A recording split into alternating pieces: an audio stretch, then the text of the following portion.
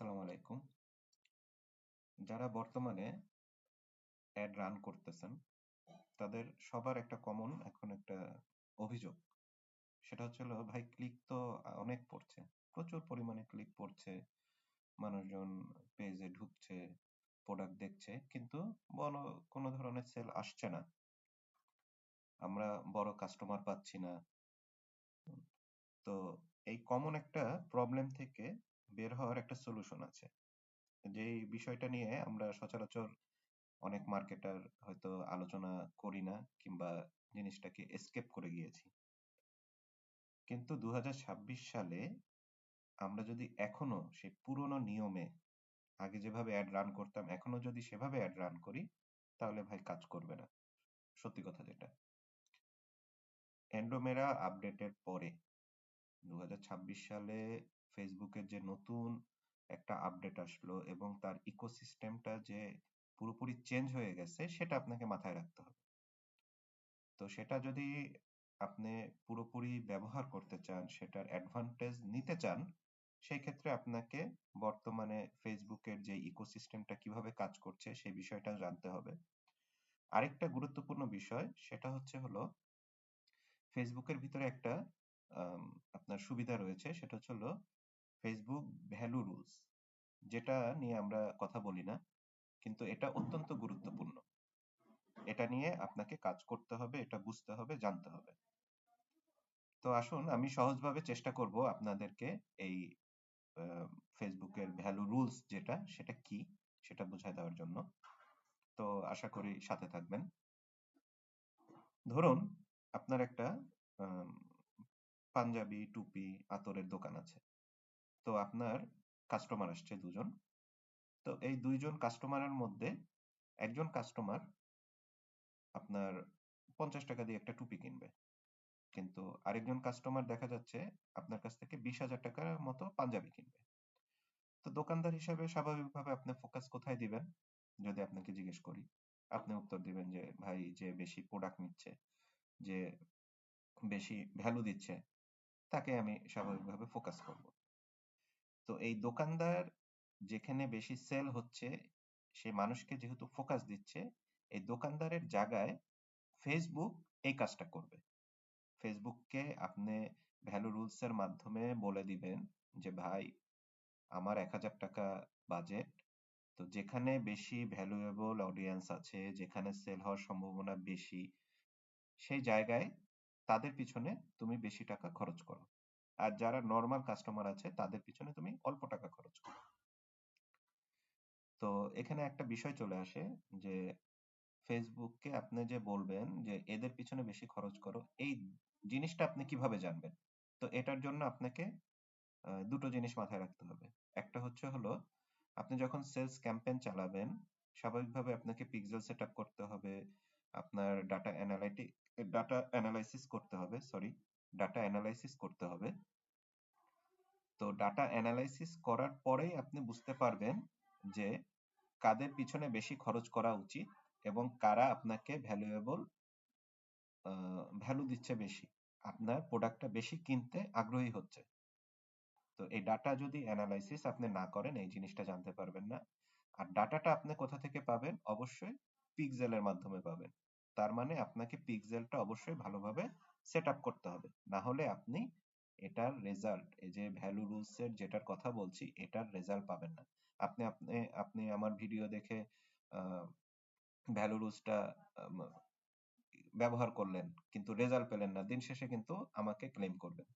তো এই জন্য আমি আগেই বলে দিচ্ছি এটার কয়েকটা নিয়ম আছে যেগুলো আপনাকে মাথায় রাখতে হবে।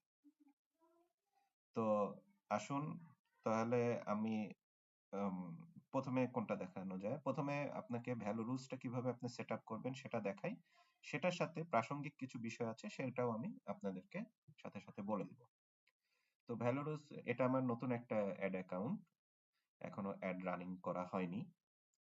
তো এ- এ- এখানে আমি আপনাদেরকে একটা নতুন অ্যাড ক্রিয়েট করে দেখাচ্ছি। ধরুন আমি এখানে ক্রিয়েটে ক্লিক করলাম, সেলস ক্যাম্পেইনটাকে, অ্যাড অবজেক্টিভ সেলস ক্যাম্পেইনটাকে সিলেক্ট করলাম, করে কন্টিনিউ দিলাম।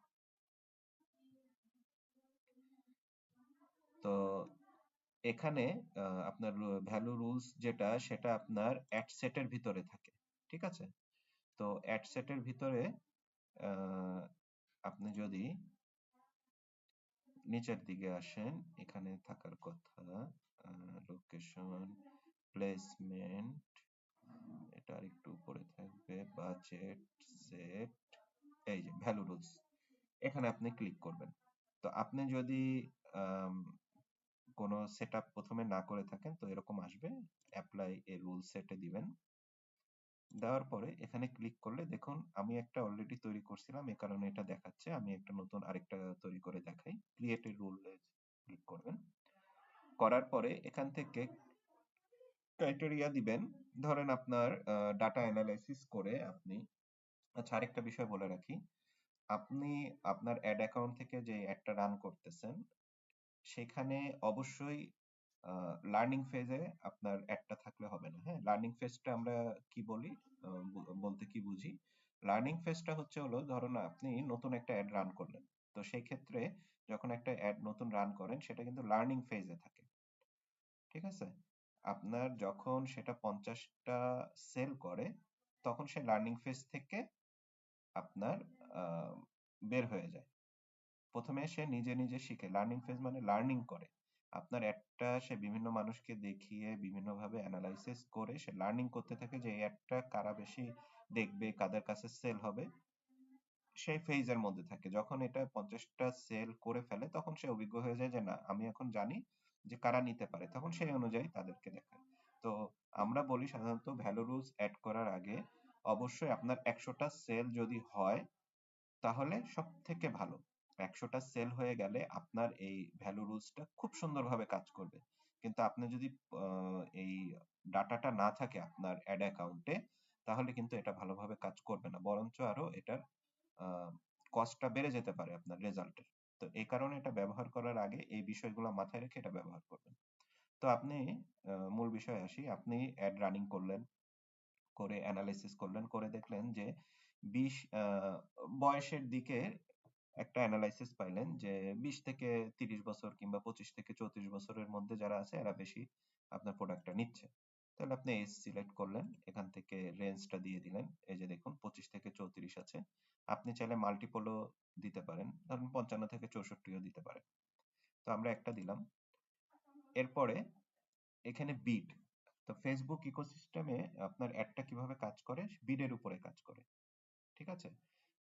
বিডের বিষয়ে যদি আপনারা না জেনে থাকেন আমি কমেন্টে জানিয়ে দিবেন, আমি বিড সম্পর্কেও আপনাদেরকে একটা ভিডিও দিব ইনশাল্লাহ।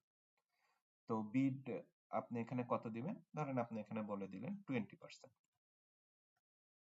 20% আমার বিডটা ইনক্রিজ করো, তার মানে হচ্ছে হলো যাদের বয়স 25 থেকে 34 তাদেরকে তুমি 20% বেশি ভ্যালু দিবা। তো এক্ষেত্রে অনেকে বলবেন যে আমার কি অ্যাড কস্টটা তাহলে বাড়াতে হবে, আমার কি অ্যাড কস্টটা বেড়ে যাবে? আসলে আপনার অ্যাড কস্ট কিংবা এগুলা কিছু বাড়াতে হবে না, আপনার ডেইলি কিংবা লাইফ টাইম যে বাজেটটা আছে সেটাই থাকবে। শুধুমাত্র ধরেন আপনার ডেইলি বাজেট আছে 1000 টাকা। তো ফেসবুক কি করবে, 20% যখন ইনক্রিজ করছেন বয়স 25 থেকে 34 বছরের অডিয়েন্সের জন্য, তখন সে এই 1000 টাকা থেকে এদের পিছনে 20% বেশি খরচ করবে। আর বাকি যারা আছে ব্রড অডিয়েন্স, এদের পিছনে 80% খরচ করবে। এভাবে সে আপনার মেইন যারা ভ্যালুয়েবল কাস্টমার অডিয়েন্স আছে তাদের পিছনে তারা বেশি খরচ করবে।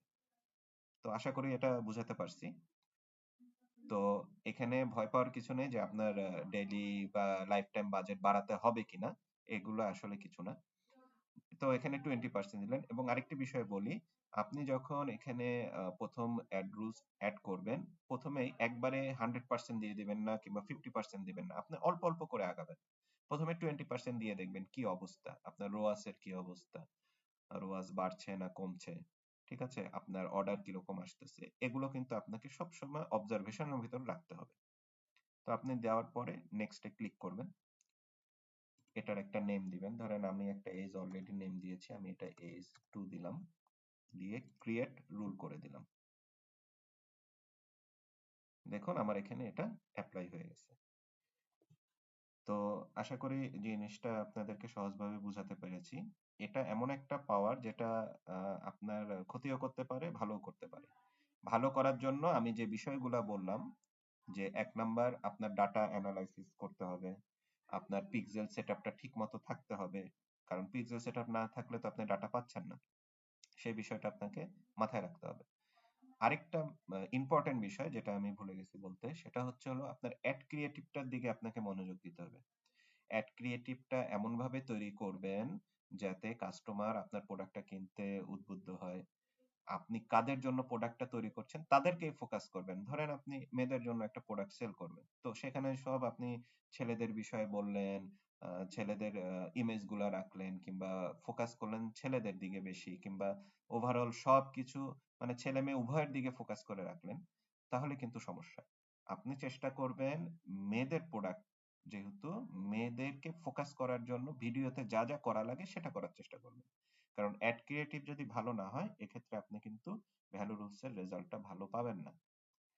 তো আপনারা নতুন যারা আছেন তারা হয়তো এটা বুঝতে কিংবা করতে হয়তো সমস্যা হতে পারে। তো আমি বলব যে আপনাদের যদি স্পেসিফিক কোনো আ ভ্যালু রুলস এড করার প্রয়োজন পড়ে কিংবা স্ট্র্যাটেজি চাচ্ছেন যে কিভাবে বাড়াবো, কি করব, আপনি কমেন্ট করুন।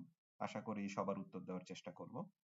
আর ভিডিওটা যদি পছন্দ হয় তাহলে অবশ্যই লাইক, সাবস্ক্রাইব দিয়ে রাখুন যাতে আরেকজনও এটি পেয়ে উপকৃত হতে পারে।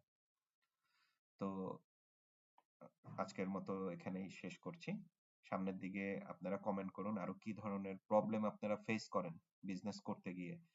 ঠিক আছে? অনলাইনে বিজনেস করতে গিয়ে আপনারা কি ধরনের প্রবলেম ফেস করেন, কোন বিষয়টা জানতে চাচ্ছেন। যেকোনো ধরনের পরামর্শের জন্য আপনারা কমেন্ট করবেন। আমি আশা করি উত্তর দিতে পারবো সবাইকে।